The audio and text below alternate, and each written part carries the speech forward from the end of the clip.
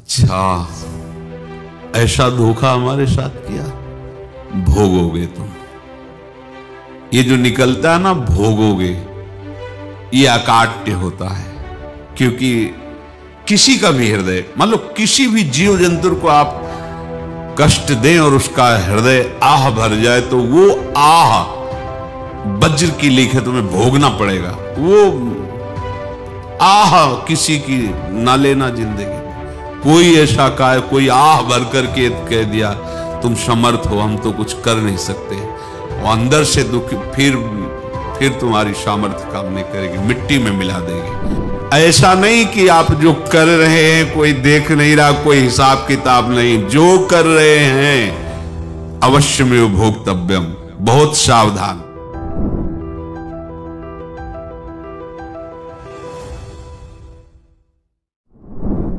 जीव स्वयं नित्य निरंतर कर्मों के जाल को रच रहा है और अपने आप को बांध रहा है।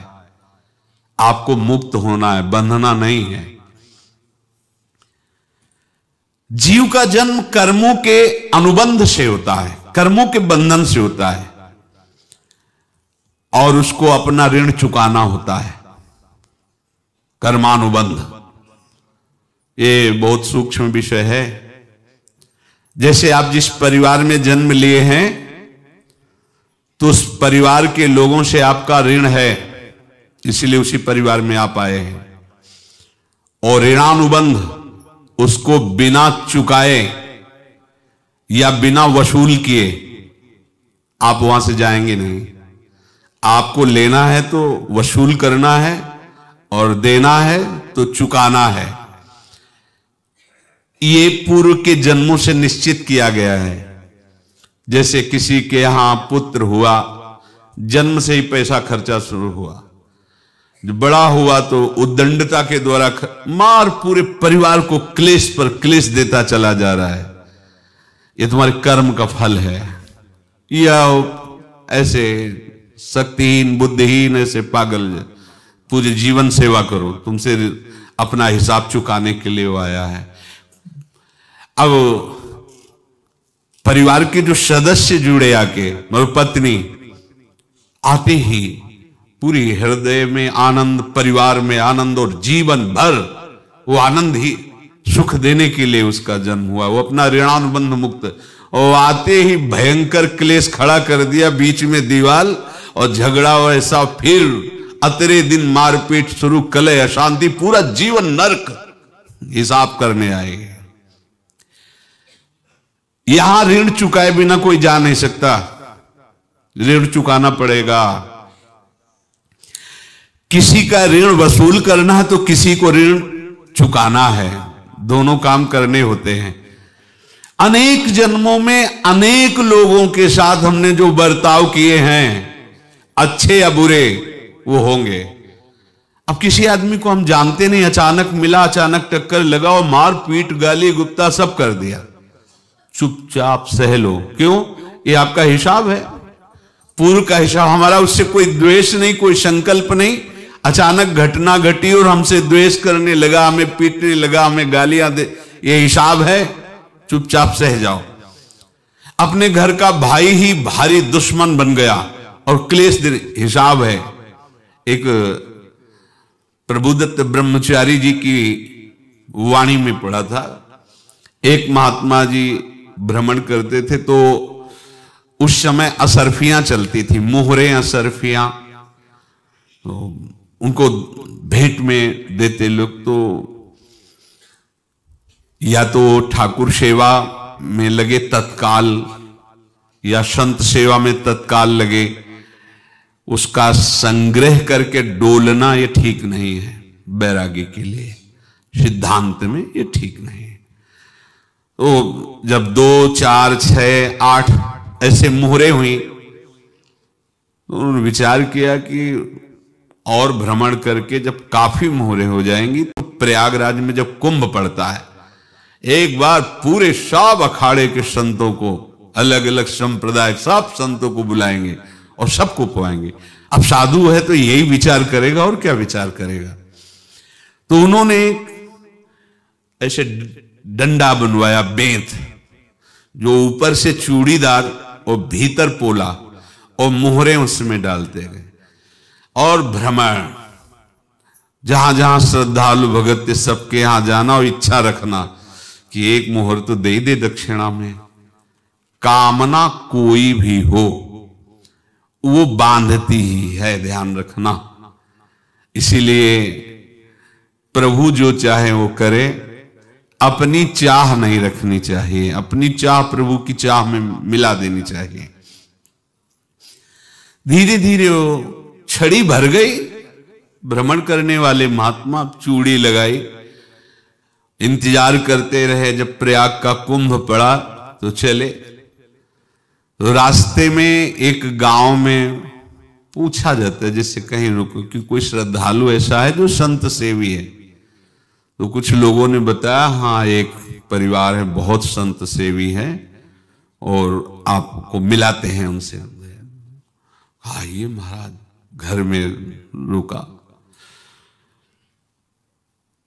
खूब अच्छा हलवा पूड़ी पवाया और जो घर के मालिक थे चरण दबाए। चरण दबाते दबाते उनकी दृष्टि पड़ी उस डंडे पे। इतना मोटा और ऊपर से कुछ चूड़ी सी भी नजर आ रही, इस डंडे में तो कोई रहस्य है ही है। अब महात्मा जी को खवा पिला के सुला दिया। महात्मा जी जब सो गए तो पत्नी से धीरे से कहा, वो डंडा लाओ बाबा जी का डंडा। और वो चूड़ीदार जो ही खोला पलटाया तो सैकड़ों मोहरे। ऐसे संत रोज पधारे भगवान, तुम आनंद हो जाए फिर क्या। पत्नी से कहा, नाप के कंकड़ लाओ। वो तो महात्मा जी तो खाए खीर पूड़ी, आराम से सो रहे। रात में पूरी प्लानिंग करके उसमें कंकड़ भर के चूड़ी लगाकर सिराने रख दिया, सारी मोहरें हटा ली। महात्मा जी आराम से छड़ी उठाए तो वजन पक्का। वैसे बड़े लोग चतुर होते हैं, पर ये नहीं जानते कि कर्म कितना भयानक होता है। और उनकी कोई संतान नहीं थी, पर धन में इतना प्रेम उनको था। बहुत सावधान। साधु महात्माओं के पास जो अर्थ है, गृहस्थी अगर आता वहीं से है, पर अगर उसको जोर जबरदस्ती या किसी छल कपट से, तो वो उसका विनाश ही करता है। आज तक का प्रमाण है। अब उनको ये भाव पता नहीं होगा, या पता होगा तो लोभ के कारण वो उसको मान नहीं पाए होंगे। महात्मा जी गए प्रयाग में, किसी अखाड़े पर रुके और वहां प्रार्थना की कि कल जो है संपूर्ण अखाड़ों का निमंत्रण किया जाए और सब संतों को भोग पवाया जाए और उनको दक्षिणा भी दी जाए। महंत ने सोचा कि बहुत बड़ा है तो उत्सव है, क्योंकि प्रयाग में कितने हजारों संत महात्मा सब। तो उनका महाराज बोरों इसमें चीनी और टीनो घी लगेगा, सब व्यवस्था। बोले आप मंगाइए, एक एक हिसाब हम करेंगे, हमारे पास सब व्यवस्था है। बोले कुछ तो पहले दे दो, इकट्ठे देंगे हम। उनको था कि अगर हम छड़ी खोला और दो चार मोहरे दी, किसी को पता लग गया तो गड़बड़ हो सकती। बोले हम भंडारे के समय आखिरी में सब कुछ आपको दे देंगे। ठीक है। वो अपने पास से पैसे लगाकर खूब जितना सामग्री सब लाए, लाखों की, और सब संतों को निमंत्रण कर दिया। संत जन निमंत्रित हो गए, भंडारा बन रहा है। तब वहां के महंत है और उनका देखो भंडारा भी बन रहा है, संतों को निमंत्रण। अब आप अर्थ की व्यवस्था कीजिए, क्योंकि इतनी बड़ी हमारी सामर्थ्य नहीं थी जितना हमने किसी तरह हमने व्यवस्था की। अब मुझे अर्थ चाहिए, तभी आगे की व्यवस्था बढ़ेगी। संतों को दक्षिणा देंगे और जिनसे अर्थ लिया उनको दे। देखो रसोई बन गई सब। उनका छत में विश्वास नहीं तो ये अभी चूड़ी खोली। उनको तो था ना कि मोहरे हैं, कंकड़। तो अब जिससे कितना उनको सदमा लगा होगा। हजारों संतों का निमंत्रण, रसोई बन, संत हो के छल कपट। तो उनका महाराज आपने तो हमारा नाश कर दिया, जो महंत थे। अब बताओ रसोई बन गई, संत निमंत्रित हो गए और आप ये कंकड़ दिखा रहे हैं हमको। आपने तो हमें बर्बाद कर दिया, हमारी इतनी सामर्थ्य नहीं थी, आप पहले बता देते।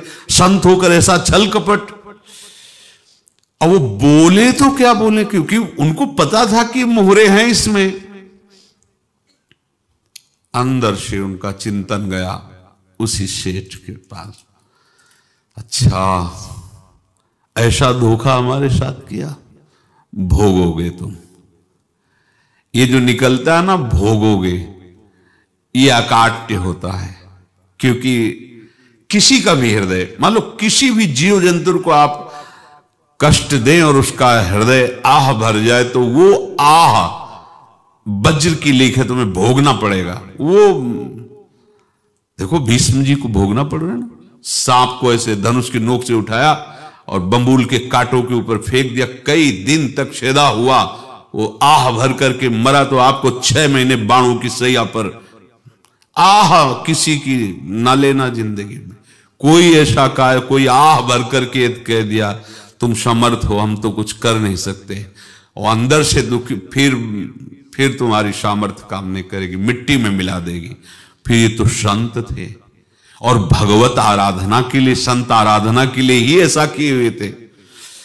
अब इनका कैसे मुंह दिखाएं, अब क्या करें। सुबह संत जन आएंगे, सबके बीच में हमारी कि देखो इन्होंने, अब क्या करें। गए और संगम में जाके छलांग लगाए, अपने प्राण त्याग दिए। अब उनके तो पास मोहरे थी और व्यापार बढ़ा, और 9-10 महीने बाद ही लड़का हुआ। अब तो उनको कि संत फलीभूत हो गया। देखो व्यापार चल रहा, लड़का नहीं होता था, लड़का भी हो गया, बड़ा आनंद छा रहा है। जब से वो प्रकट हुए और धन की वृद्धि शुरू हो गई, पढ़ाई लिखाई में उनके खर्चा हुआ सब, बस बीमारी शुरू हो गई उनके शरीर में। अब उसमें पैसा जाना शुरू हुआ। इतने आसक्त तो वो दोनों हो गए कि कुछ भी हो, व्यापार ठप, संपत्ति बेचना शुरू। तो उन्होंने कहा कि बेटा मैं क्या कर सकता हूं तुम्हारे लिए। बोले हमारी अंतिम इच्छा है प्रयाग चलो, और जितने प्रयाग में संत महात्मा सबको एक बार भंडारा करवाओ, हमारी इच्छा अंतिम है। क्योंकि अंतिम यही इच्छा थी। बोले अब ज्यादा संपत्ति तो नहीं रह गई, तो बोले घर बेच दो, मेरे लिए ही तो है, बेच दो। मुझे लगता मैं बचूंगा नहीं, पर मेरी अंतिम इच्छा पूर्ण कर दो। घर बेच दिया, जेवर बेच दी। वहां गए, जब संत सेवा की तो बोले मुझे संगम तक ले चलो। संगम तक ले गए और बोले समझे तुम चुराए थे और हमने उसको छीना है, कुछ नहीं रह गया तेरे पास कुछ, अब केवल ममता और आसक्ति में जलकर मर और नरक प्राप्त कर। मैं वही महात्मा हूं जिसकी तूने मोहरे ली थी, शरीर छोड़ दिया। महात्मा को जन्म लेना पड़ा और इनको दुर्गति भोगनी पड़ी। ऋणानुबंध होश में, ऐसा नहीं कि आप जो कर रहे हैं कोई देख नहीं रहा, कोई हिसाब किताब नहीं, जो कर रहे हैं अवश्य में भोक्तव्यम। बहुत सावधान। अनेक जन्मों में अनेक लोगों से जो कुछ लिया दिया है, इस लेने देने को मिटा देने के बाद ही तुम मुक्त हो गए। इसीलिए एक उपाय है, लेना न देना मगन रहना। क्या? मालिक को समर्पित हो जाओ, मालिक को अपना माना हुआ समर्पित कर दो, खत्म। अहम त्वाम स्वरूपापेभ्यो मोक्षयिष्यामि, साफ खत्म। आगे पीछे लेना देना साफ खत्म। एकादश स्कंद में भगवान श्री कृष्णचंद्र जी ने कहा जो मेरे चरणों का आश्रय लेकर भक्त मेरा भक्ति करता है, उसके पितृ ऋण, मातृ ऋण, देव ऋण, ऋषि ऋण, सब ऋणों से मैं मुक्त कर देता हूं। बस यही एक उपाय है जो इसके बंद करने का उपाय भक्तों के लिए है, वो यही है, भगवान की शरण में होकर अपना माना हुआ पूरा भगवान की अर्पित कर दो। अर्पित करने का तात्पर्य उसमें अहम हटा दो। तो दियम वस्तु गोविंदम तुभ्यमेव समर्पये। जिनसे तुमने सेवा करवाई है उनकी सेवा करनी पड़ेगी, जिनसे तुमने जो कुछ लिया है उनको देना पड़ेगा। ये लेने देने का व्यापार जब तक समाप्त नहीं होगा तब तक तुम्हारा जन्म मरण चलता रहेगा। अब आपको यहां समझना है, यदि आपसे किसी ने पैसे लिए बेईमानी करके नहीं दे रहा है तो आप उसको गाली मत दीजिए, आपने बेईमानी की थी इसलिए आपकी बेईमानी हुई है, ले गया, कोई बात नहीं है, बंधन से मुक्त हुए, जो बोझा था चला गया। उसको ऐसा ना देखे कि ये बेईमान हमारे रुपए मार लिए, अब जो कुछ होगा देखेंगे। अगर आप आगे नया कुछ करते हैं तो फिर आगे का हिसाब आपको भोगना पड़ेगा, ध्यान रखना। ऐसा नहीं है कि आपको भोगना नहीं पड़ेगा।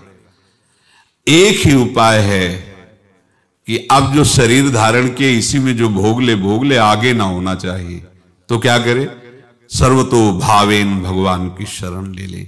ये तो सर्वाणि कर्माणि मयि सन्न्यस्य मत्पराहा अनन्ये नैव योगेन माम ध्यायन्तु उपासते तेषाम् अहं समुद्धर्ता मृत्यु संसार से। ये बड़ा कठिन है पार होना, कोई छोटी मोटी बात है। एक महात्मा बाल्यावस्था से भजन करते थे, शालिग्राम भगवान पास रखते थे और उन्हीं की आराधना करके बस पाठ नाम जप और भ्रमण करते थे। यौवन अवस्था थी, गंगा जी के किनारे अपने ठाकुर को विराजमान करके स्नान करने के लिए कपड़ा ही उतार रहे थे कि 90 लोग आ गए, भाला तलवार सब ले, मारो मारो इसको मारो, घेर लिया। तो उन्होंने हाथ जोड़कर कहा हमने क्या अपराध किया, कोई सुन ही नहीं रहा।